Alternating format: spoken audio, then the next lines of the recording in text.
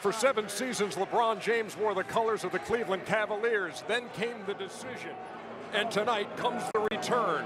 And moments ago, he took to the court in Cleveland.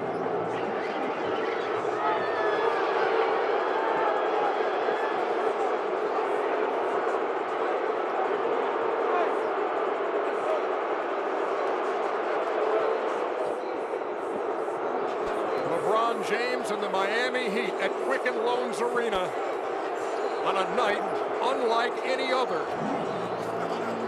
And you're going to see it tonight on TNT. There is LeBron. Every time his picture was put on the Jumbotron here at Quicken Loans Arena, the boos rang out. After the original chorus of boos, there came a chant from 20,000 plus here, describing a body part. Yeah, they call those expletives. Yes. And we approach the tip. In the hood, we call them rap songs. At Quicken Loans Arena, you see LeBron and his former teammate Antoine Jameson, and I don't know exactly what to expect on this night as we welcome you to TNT NBA Tip-Off presented by Autotrader.com. From Quicken Loans Arena, Ernie Johnson, Kenny the Jet Smith, and Charles Barkley. Ernie, I don't think anybody know what to expect. I mean, clearly there's some anger in these people in Cleveland, you know, but I'm glad we're here because I want to see it in person. You know, and Ernie, I will be honest. I've been in 2 NBA finals, and I've not seen the electricity in a regular season game ever in my life.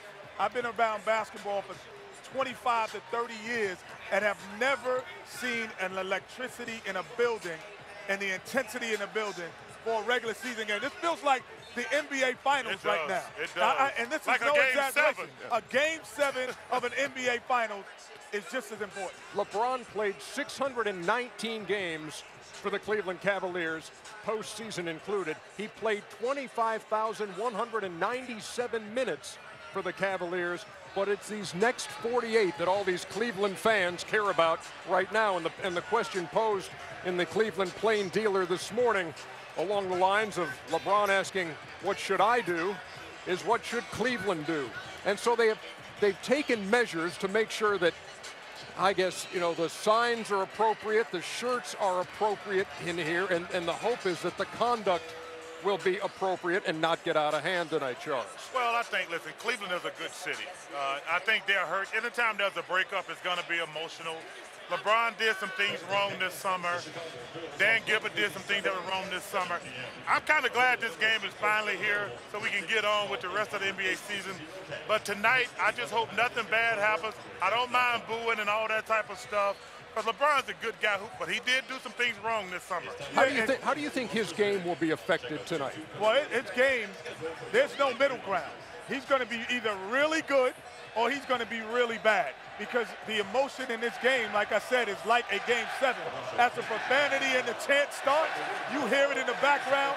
They don't do this for Game 19 of an NBA season. They do this for Game 7 in an NBA World Championship. That's when they do it. Charles, how much will he be able to just, I don't know, put aside? Or is he going to hear every bit of it tonight, and can he go through it unaffected by this kind of attention tonight? First of all, he's affected. I went through a situation like this when I went back to Philly my first time. I was nervous, I was hyper, and they treated me great. And I was nervous and hyper. There's no way he can prepare himself. First of all, he wants to play well. This is a must-win game for the Miami Heat because they don't want him to get embarrassed. But, Ernie, people are going to say this is a normal game for LeBron. It's not. Like I say, man, I was terrified when I went back to Philly, and they gave me a standing ovation. I'm going to bet my life on it. He's not going to get a standing ovation tonight. No, I don't think you need to have a very strong limb to go out on that one. You know, this team is 11. There's one of those. There's one of the. That is that's the nice T-shirt. Yeah, the nice. The Lion King. You've seen Queen James. You've seen Witness. And Betrayed, and so they have come out in full force. The Royal Mess. It's another sellout here. Mo Williams says it's going to be an epic night. He's not trying to say it's like any other night, and he also says it's like your ex-girlfriend coming to your wedding. No, I think you going to the ex-girlfriend's wedding that quit you. That's what it's like. It's a different scenario. The people of Cleveland did not want LeBron James to leave. He left them. So him coming back and returning with his teammates in arms, that is almost the most disrespectful sign for the whole franchise. And you think about what this city is going through. That's what they're thinking about. And let's don't kid ourselves. These Cavaliers players, LeBron really told them, y'all suck. Y'all not good enough. Y'all not good enough. Right, so no question. that's what Mo Williams is like. Those players are thinking like, oh, he think we suck. We're not as good as the Miami Heat, but we can be tonight. But listen, they won 61 games in 66 games, and he tells those guys you're not good enough, basically, by leaving. There's a lot of emotion in this arena. This team will be playing its 20th game, the Miami Heat. They are 11-8 right now, so if they win tonight, means absolutely nothing. They will be 12-8 through 20 games. Where did you expect them to be through 20 games of this season? I'd say any 17, 18 wins. I couldn't foresee them losing more than 2 games in that early going. But the problem is they play, as Charles and I have been saying for the last 3 weeks, too slow. When you have 3 great players and you're only getting 70, 65 shots, 60 shots as a team, there's not enough shots. When they're used to playing alone, they have more liberty with the basketball. So you have to speed the tempo up, and you have to say, if my guys get 80 shots, your guys get 80 shots, we're too talented to lose. And I got to tell you something. I think they've done their coach, Eric Spoelstra, a disservice. He's a really good coach. He's a good guy.